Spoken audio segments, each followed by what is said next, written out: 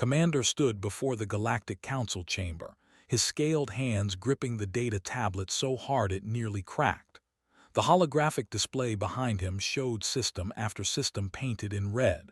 Lost worlds, dead colonies, 3 generations of war, and they were no closer to victory than when it started.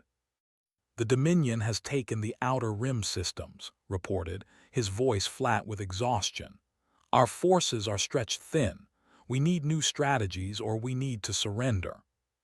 The word surrender made the council members shift uncomfortably in their seats. The Empire had never surrendered, not in 1,000 years of recorded history, but pride did not feed starving colonies or bring back the dead. Sat in the back of the chamber, her eyes scanning through ancient data files on her personal device. As the chief intelligence officer, she spent most of her time looking for patterns, for anything that might give them an advantage. While the generals argued about troop movements and weapon systems, searched the past. "We could recall the Fourth Fleet from the southern sectors," one admiral suggested. "And leave our mining colonies undefended," another council member snapped back. "That would take them in days." Closed his eyes briefly. He had heard these same arguments 100 times. They were going in circles, like a dying ship spinning in the void. He was about to call for a recess when stood up. "There might be another option," she said quietly. The chamber fell silent, rarely spoke during strategy meetings. When she did, people listened. "I have been researching the first expansion wars," continued, walking toward the center of the room. 800 years ago, during the great conflicts, there are records of another species. They were called humans, from a world called Earth. Elder, the oldest member of the council, made a dismissive gesture with her hand. "The human myths, really. We are discussing real strategy, not children's stories." "I know how it sounds," said, projecting her files onto the main display. "But look at these battle reports. Look at the descriptions. The humans fought in ways no one expected. They used tactics that seemed insane but somehow worked. They turned farming equipment into weapons. They refused to surrender even when defeat was certain, and according to these records, they often won." Studied the ancient files with interest. He had heard the stories as a young officer. Most soldiers knew the legends. The humans who could fight for days without rest. The humans who turned every loss into a learning opportunity. The humans who scared even the most powerful empires. But they were just stories, weren't they? "Even if humans existed," another council member said, "they disappeared centuries ago. Some say they destroyed themselves in their own wars. Others say they were wiped out by disease. Either way, they are gone." "Or they went into isolation," countered. "The last confirmed sighting was 600 years ago, in the far edge of the explored galaxy. What if they are still out there?" Laughed, but there was no humor in it. "You want us to go searching for a mythical species while they burn our worlds. This is madness." Held up his hand for silence. What exactly did these humans do that made them so feared? Pulled up specific reports. They adapted faster than anyone. In one battle, they lost half their fleet. By the next battle, they had completely changed their tactics based on what they learned. They never fought the same way twice. They also never abandoned their people. Even when retreating, they would risk everything to save civilians or wounded soldiers. "That sounds like foolish sentiment," one general muttered. "Perhaps," said, "but it also meant their enemies could never predict them. Fear is a powerful weapon. The old records show that some empires would avoid human territories entirely, even when it meant taking longer routes." Looked at the star charts on the main display. They were winning through superior numbers and better technology. They were losing because they could not adapt fast enough. They needed something new, something unexpected. "Where was this Earth located?" asked. Zoomed out the star map, pointing to a sector marked as unexplored space. "Here, the Sol system. It has been marked as restricted space for hundreds of years. No one knows why. Ships that go there do not come back, or they return with all their records corrupted." Sounds like an automated defense system, the general said. Or a warning, replied. Stood up, her old bones creaking. Enough of this fantasy. We have a real war to fight. Commander, prepare the defenses for the core worlds. We will make the pay for every meter they advance. There are no humans coming to save us. We save ourselves or we die trying. The council members began filing out of the chamber, stayed behind, studying the star charts, approached him quietly. You think I am wasting time, she said. I think you are looking for hope in old stories, replied. But I also think desperate times call for desperate measures. Keep researching. If there is even a small chance that humans exist, we need to know. Nodded and left the chamber. Remained, staring at the small marker on the map that indicated the Sol system. Somewhere out in the darkness of space, perhaps something was watching them. Perhaps something was waiting. Or perhaps they were truly alone, fighting a war they could not win against an enemy that would not stop. But had learned one thing in his years of command. Hope, even foolish hope, was better than no hope at all. The next day, they attacked 3 more systems. The border patrol was supposed to be routine. Commander had positioned his small fleet between space and the contested zone, watching for scouts. 3 weeks of empty space and silence. Then the sensors went crazy. Unknown vessel approaching, the sensor officer called out. It does not match any known design in our database. Moved to the command screen. The ship was small, barely larger than a civilian transport, but its energy signature was strange, pulsing in patterns he had never seen before. Weapon status, asked. The ship appears unarmed, sir, or at least we cannot detect any weapons. That made more nervous, not less. In his experience, the most dangerous ships were the ones that hid their weapons well. Open a hailing channel, he ordered. The communication officer worked the controls, then frowned. Sir, the ship is responding, but it is transmitting in hundreds of different languages simultaneously. Our systems are trying to sort through it. The main flickered. A face appeared. It was strange, with smooth skin, small features, and hair that fell in dark waves. The being's eyes were bright and alert, studying with obvious intelligence. This is Captain Sora of the Terran Expeditionary Force, the being said in clear galactic common, though with an accent had never heard. We come in peace and request permission to speak. Felt his heart skip a beat. Terran, Earth, human. He called to his intelligence officer. Did she just say Terran? Was already pulling up her files, her hands shaking slightly. Yes, sir. Terran means from Terra, another name for Earth. Commander, I think we just found them. The human captain on the screen tilted her head slightly as if amused. I take it you have heard of us then. Good. That saves time. We have been watching your war with interest. It seems wasteful, unnecessary. We would like to offer mediation services. Mediation, repeated. You have been gone for hundreds of years and you return to offer mediation. We have been busy, Sora replied with a slight smile. Rebuilding our civilization after nearly destroying it. Learning from our mistakes. Now we are ready to rejoin the galactic community. But we return to find you all trying to kill each other over resources that could be shared. It is disappointing. One of his officers leaned close. Sir, should we inform the council? Before could answer, another alarm sounded. A warship had entered the system, clearly tracking the same unknown vessel. This is Warlord of the Dominion, a harsh voice announced over open channels. Unknown vessel, you are in territory. Surrender your ship immediately. Sora sighed, a very human gesture of frustration. And here we go. Captain, I recommend your ships move back 3,000 meters. This might get interesting. You know my name, asked.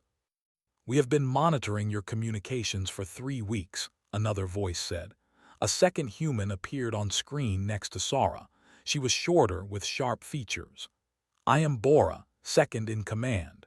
We wanted to understand the situation before revealing ourselves. The warship was powering weapons, made a quick decision. All ships reverse thrust, move back as the human suggested. "Sir, we cannot abandon a potential ally," one officer protested. "The potential ally just scanned our entire fleet through our shields without us detecting it," said quietly, showing her sensor readings. "I want to see what else they can do." The warship fired. Plasma bolts that could tear through heavy armor streaked toward the small human ship. The bolts hit nothing. The human ship simply was not where it had been a moment before. It had moved faster than sensors could track. "Interesting weapons," Sora's voice came through the channel, calm and unbothered. "Effective against stationary targets, less so against moving ones." The fired again, and again. Each time the human ship dodged with casual ease. Then it stopped moving entirely and just sat in space. "Shields up," Bora said. The plasma bolts hit the human ship dead center. They splashed against an invisible barrier and dispersed harmlessly. Warlord's voice came through, angry now. "What kind of technology is this?" "Old technology," Sora replied. "You have all the pieces. You just never thought to combine them this way. Now, are we done with the aggressive posturing, or do I need to demonstrate our offensive capabilities?" The warship fired every weapon it had. The barrage that struck the human ship would have destroyed a battle cruiser. When the energy dissipated, the human ship sat there, completely undamaged. "Very well," Sora said. She sounded almost bored. "Bara, if you would." "With pleasure, Captain." The human ship fired something. Not a beam, not a projectile. The warship just stopped. All of its systems shut down simultaneously. Weapons offline, engines offline, even life support reduced to minimal. "Your crew is safe," Sora assured. "They have emergency power for 48 hours. I recommend you pick them up, Warlord, and I recommend both of you agree to meet with us, because we really do not want to take sides in your family squabble, but we also do not tolerate bullies." Stared at his sensor displays in disbelief. A ship 1/10 the size of a warship had just disabled it without destroying it. The precision required was beyond anything he thought possible. "Commander," Sora said, her attention back on him. "I know you have questions. I know your leaders will want answers. We are willing to meet on neutral ground. The station called Haven's Rest is acceptable to us. Bring whoever you need. We will answer what we can." And the asked. "They are invited too. As I said, we do not take sides, but everyone needs to understand something." Sora's expression became serious. "The legends you heard about humanity, they were not exaggerations, they were warnings. We fought wars that nearly ended our species. We learned terrible lessons, and we will not let others repeat our mistakes if we can help it." The communication ended. The human ship turned and began moving toward the Haven's Rest station at a leisurely pace. Was typing frantically on her console. "Commander, the energy readings from that weapon. I have never seen anything like it. It shut down their systems without damaging them. That kind of control, that kind of precision." "I know," interrupted. "Send a priority message to the Council. Tell them the legends are real. The humans have returned, and they are everything the story said they were." He looked at the disabled warship, already seeing rescue ships approaching from deeper in space. "Maybe more," he added quietly. Haven's Rest Station was neutral territory, maintained by traders who wanted nothing to do with the war. The meeting room was simple, with a round table and chairs designed for multiple species. Commander sat on one side with and 3 other officers. Across from them, Warlord had brought his own delegation, all of them armed and looking hostile. Between them sat 3 humans. Captain Sora looked relaxed, almost bored. Beside her, Bora was reviewing something on a small device. The third human, who introduced himself as Jin, appeared to be their diplomatic specialist. He wore simple clothing and had a patient smile that never quite reached his eyes. "Let us begin," Jin said pleasantly. "We appreciate both sides agreeing to meet. We believe this conflict can be resolved through negotiation. Warlord slammed his fist on the table. The only thing we want from you is your technology. Share it with us, and we will offer you protection, refuse, and you will be treated as enemies of the Dominion. Sora raised one eyebrow. Protection, that is amusing. Eumachus growled. I am simply nodding the irony, Sora replied calmly. You threatened us, fired on us, and now offer protection. It is like a burglar offering home security services. Almost smiled but kept his expression neutral. Was recording everything, her eyes darting between the humans and her data pad. Jin held up his hands in a peaceful gesture. Let me explain our position clearly. Humanity spent 300 years at war with itself. We developed weapons that could crack planets. We built machines that could think faster than biological minds. We created viruses that could wipe out entire worlds, and we nearly used all of it to destroy ourselves. The room fell silent. We survived by luck and by learning one critical lesson, Jin continued. Technology without wisdom is just a faster way to die. We cannot share our technology with civilizations that will use it to kill each other. It would be irresponsible. Then why come here at all? Asked. Because we also learned that isolation is a slow death, Sora answered. We need trading partners, allies, friends, but we need them to be stable, to not be killing each other, so we offer mediation, not weapons. Stood up, unacceptable. You will share your technology or we will take it. In a blur of motion, his personal guards moved to grab Sora. They were fast, trained warriors who could kill in seconds. They did not even get close. A fourth human who had been standing silently by the door moved. His name was the security detail. Barely saw what happened. One moment the guards were attacking. The next moment they were on the floor, disarmed and restrained. Stood over them, not even breathing hard. Please remain seated, said politely. Looked shocked, then furious. His hand moved toward his own weapon. I would not recommend that, Sora said, her voice cold now. Is trained in 17 different combat forms. He can kill you in 37 different ways using just this room's furniture. But he will not, because we do not kill during peace negotiations. We prefer to just embarrass people who make poor decisions. Had to admire the tactic. The humans had made their point without firing a shot. Jin sighed deeply. Warlord, this is not how adults negotiate. Perhaps we need to clarify the situation.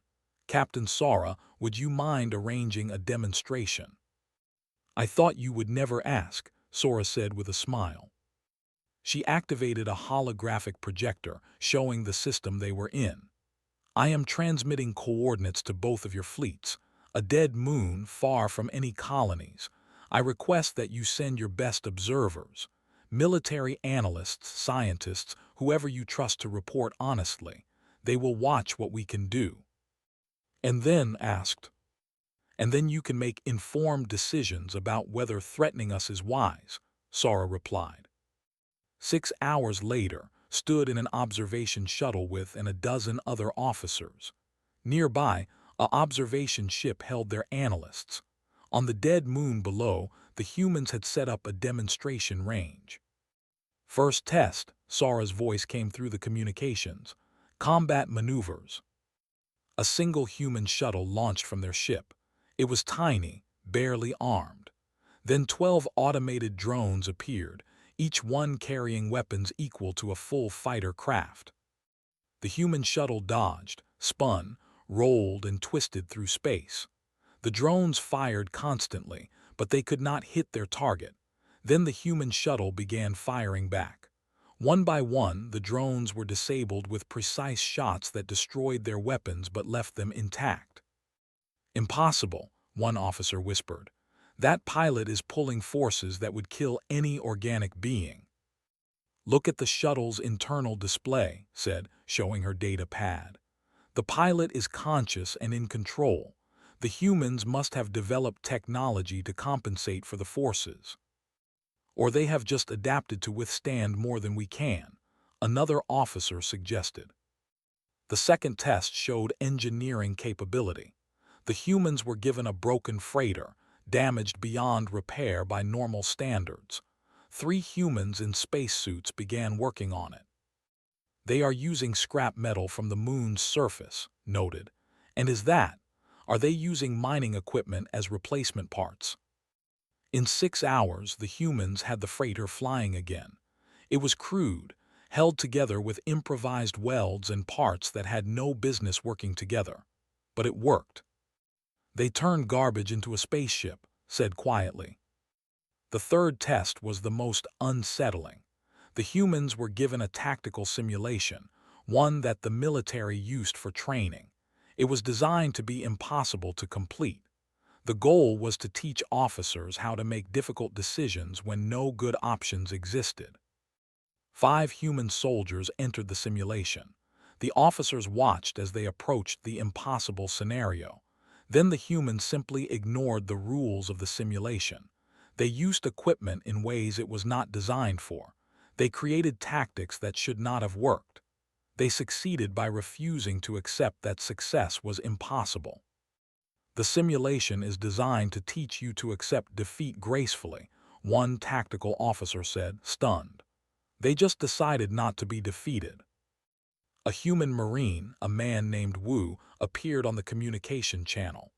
The simulation was interesting, but respectfully, it was designed by people who believe some things cannot be done.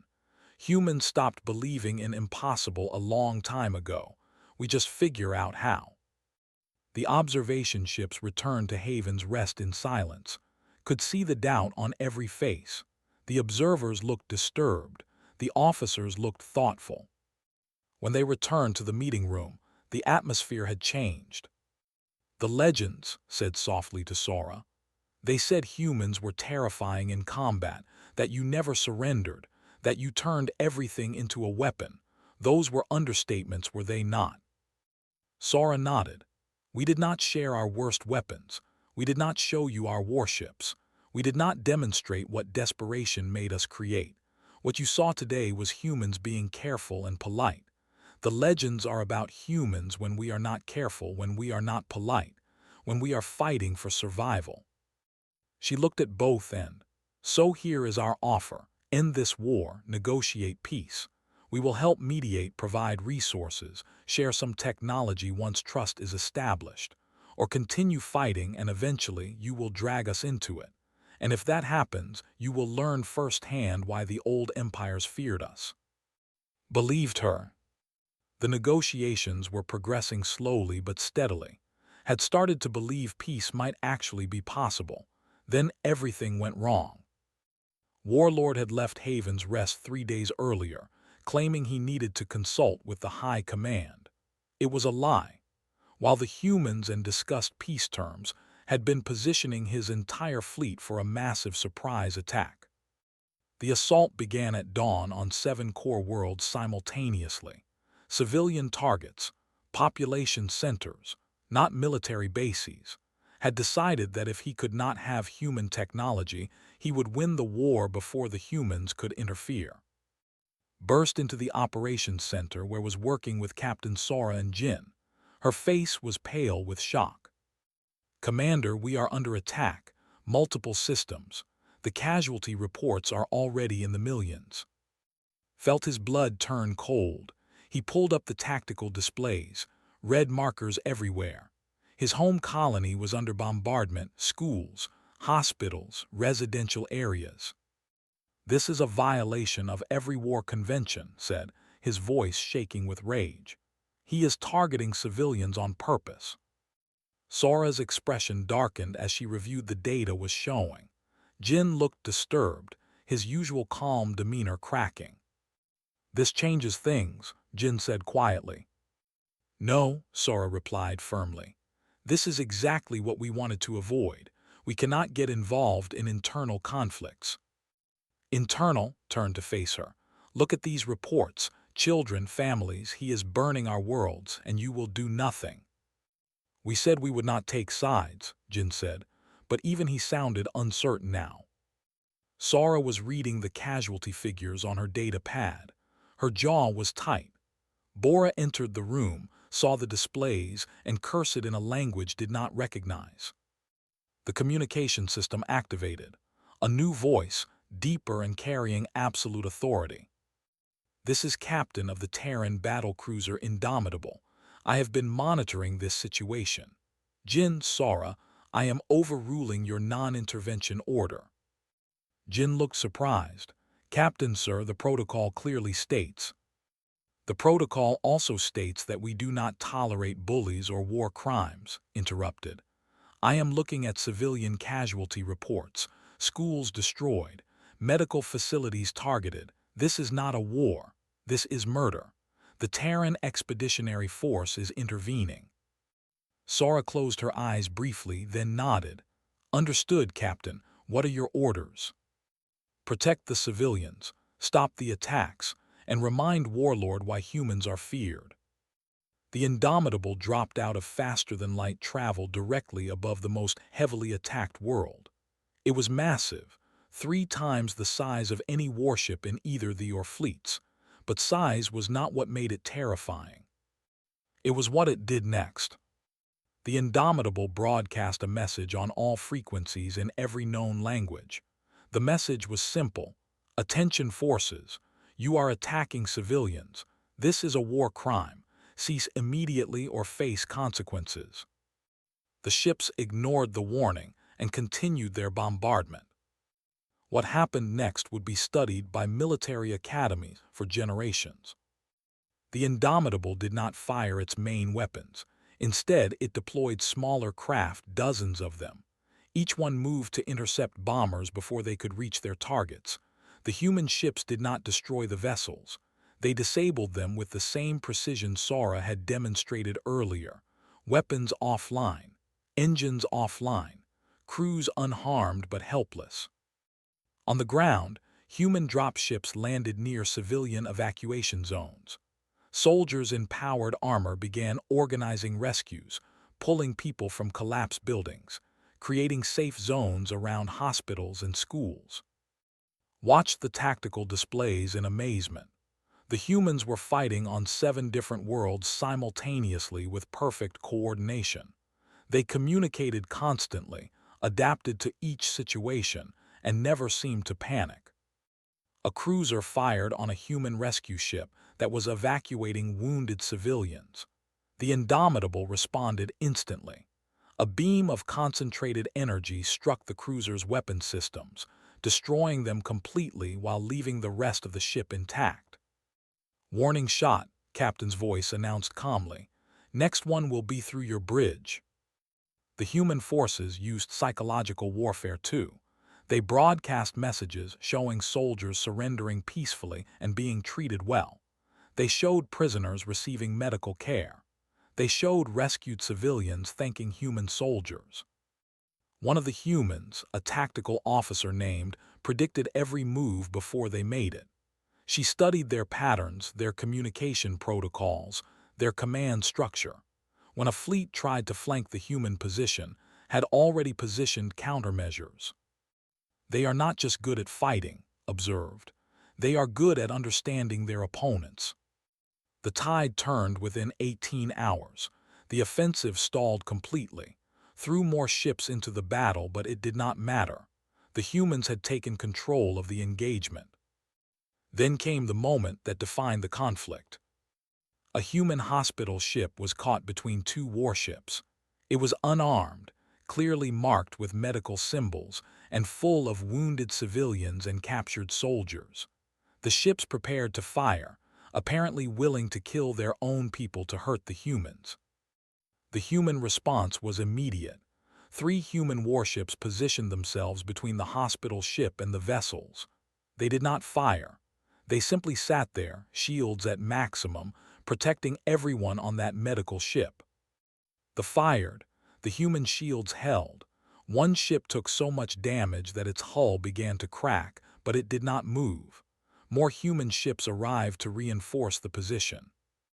"They are taking fire to protect wounded enemies," said in disbelief. "That is what humans do," Sora replied simply. "We do not abandon people, Not our own, not our allies, not even our enemies when they are wounded. That is the lesson we learned from our wars. Every life matters. The battle for Warlord's flagship was almost anticlimactic. The Indomitable disabled the ship's engines with surgical precision, then Captain himself led the boarding party. They found on his bridge, still shouting orders that no one could follow. "Warlord," said calmly, his powered armor making him look like a metal giant. "You are under arrest for war crimes against civilian populations. You will be given a fair trial, legal representation, and if convicted, a punishment appropriate to your crimes." "You should just kill me," spat. "No," replied, "because we are not you, that is the difference." Looked confused, then angry, then finally afraid. He had expected execution. He had expected revenge. He had not expected justice. The war did not end immediately, but the momentum had shifted. Officers began surrendering rather than continuing to follow orders. Forces, supported by human ships, regained their lost territory. In the operations center, stood next to Sora, watching the tactical displays change from red to blue to green. "Thank you," he said quietly. "We did what was necessary," Sora replied. "But Commander, understand this. We showed restraint today. We could have destroyed every ship in hours. We chose not to. We chose to disable, to capture, to protect. Because that is who we have decided to be. But make no mistake. If someone had destroyed that hospital ship, if they had killed those wounded, human and alike, you would have seen what happens when humans are not being careful." "I believe you," said. "Good, now let us finish this war properly. Through negotiation, not annihilation. That is the only victory worth having." 3 months after the war ended, Commander stood in the Galactic Council chambers once again. But this time, the atmosphere was completely different. The walls were being repaired from battle damage. The council seats were filled with new faces, younger leaders who had replaced the old guard that failed to prevent the war. And there were humans in the chamber, not as visitors but as observers and advisors. Captain Sora sat beside Jin at a special table marked for mediators. They had spent the past 3 months helping negotiate the peace treaty. It had been difficult work. Trust did not rebuild quickly after generations of conflict. "The treaty is ready for final approval," Jin announced to the assembled council members. He projected the document onto the main display. "Both the Empire and the Dominion have agreed to the following terms." Read through the terms again, though he had them memorized by now. Immediate ceasefire, prisoner exchanges, establishment of joint humanitarian zones, war crime tribunals for those who had targeted civilians, and most importantly, trade agreements that would make cooperation more profitable than conflict. The humans had not demanded territory. They had not asked for tribute or payment. They had not even insisted on exclusive trade rights. Instead, they had required both empires to establish systems that would prevent future wars. "This is acceptable to the Empire," said formally. He had been promoted to Grand Commander, the highest military position. His first act had been to restructure the military around defense and peacekeeping rather than conquest. The representative, a new leader named Korra who had replaced, nodded slowly. "The Dominion agrees to these terms. We ask only that the humans honor their promise to provide technical assistance with rebuilding our damaged worlds." "We will honor all our promises," Sora confirmed. "Human engineers are already preparing to deploy. We will help rebuild what was destroyed on both sides." Elder, who had survived the war but lost much of her influence, stood up slowly. She looked at Sora with an expression that mixed shame and curiosity. "Captain Sora, may I ask a question?" "Of course, Elder." "Why did you help us? Your demonstration showed you could have conquered both our empires easily. You could have taken what you wanted. What do humans actually gain from this peace?" Sora smiled slightly. "That is a fair question. Let me answer it honestly." She stood and walked to the center of the chamber. her movements confident but not aggressive. 400 years ago, humanity was divided into hundreds of nations. We fought wars over resources, over ideology, over pride. We developed weapons that could end all life on our planet, and we nearly used them. Twice, we came within minutes of destroying everything. The chamber was silent, everyone listening. We survived by luck and by some very brave people who refused to follow orders to fire those weapons. When we finally achieved peace on Earth, we asked ourselves the same question you are asking now. What did we gain? Sora looked around the chamber, making eye contact with multiple council members. We gained a future. We gained neighbors instead of enemies. We gained trading partners instead of targets. We gained friends instead of threats. And most importantly, we gained a purpose beyond just surviving. We decided that if we had learned these terrible lessons, we had a responsibility to share that knowledge, not through conquest but through cooperation. She returned to her seat. So what do humans gain from your peace? We gain neighbors who might actually survive. We gain trading partners who can offer goods and services we need. We gain allies who might stand with us if we ever face a threat we cannot handle alone. And we gain the satisfaction of knowing we help prevent others from making our mistakes. Jin added, also, peace is profitable. War destroys value. Peace creates it. Even from a purely economic standpoint, having two stable empires as neighbors is better than having a war zone on our borders. Now the chief intelligence director for the entire empire raised her hand. Captain Sora, may I share something with the council? Please do. Activated her data pad, projecting her own research onto the display. I have spent 3 months studying human history through the information they have shared with us. I want you all to see something. The display showed Earth from space, beautiful blue and green, full of life. This is Earth today. Now look at these images from their historical archives. The next images showed Earth during the human wars, burned cities, poisoned lands, oceans choked with pollution, and then images of weapons that could crack continents. They nearly destroyed their own home, continued. But they chose not to. They pulled back from the edge. They rebuilt. They learned. And now they are here helping us avoid the same fate. That is not weakness. That is wisdom. She turned to face the council. I recommend we accept the treaty and establish permanent diplomatic relations with humanity. We have much to learn from them. The vote was unanimous. Both empires accepted the peace treaty. After the formal ceremonies ended, found Sora on an observation deck overlooking the council station's docking bays. Human ships were preparing to depart, their mission complete. Will you stay? Asked. Your people, I mean, or will you return to isolation? Some of us will stay, Sora replied. Teachers, engineers, peacekeepers, people who want to help. The Indomitable and the main fleet will return to human space, but we will maintain a presence here. We are part of the galaxy again. We do not plan to leave. She looked at directly. But Commander, you need to understand something. We cannot solve all your problems. We cannot make your civilizations work. That is up to you. We can advise, we can help, but the hard work of maintaining peace is yours to do. I know, said, but it helps to know we are not alone. That someone has walked this path before and survived. A human shuttle pilot, a young woman named, walked past carrying equipment. She nodded politely to both of them. Behind her came Sung, the human historian who had been helping update the council archives with accurate records of both the war and human history. Your people seem young, observed.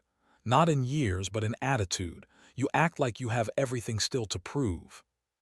Because we do, Sora said with a laugh. We almost destroyed ourselves.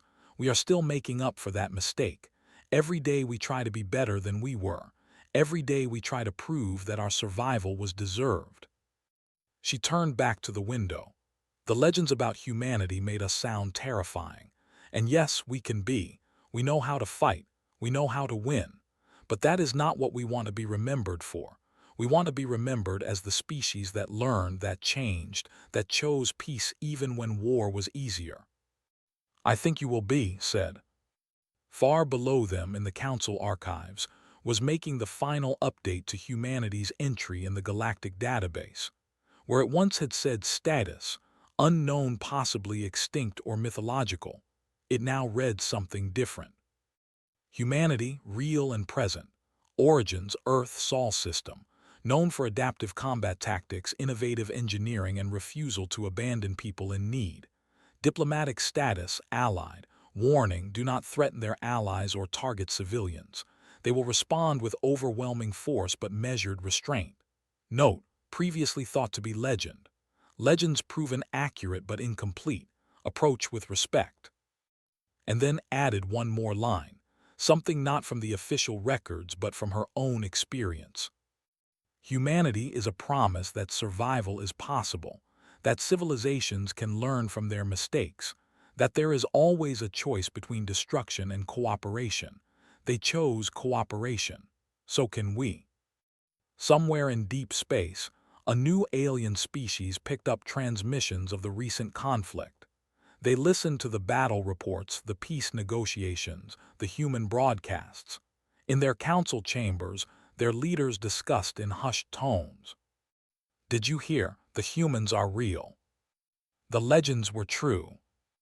All of them, and now they are active again. Should we be afraid? A pause, then a thoughtful reply.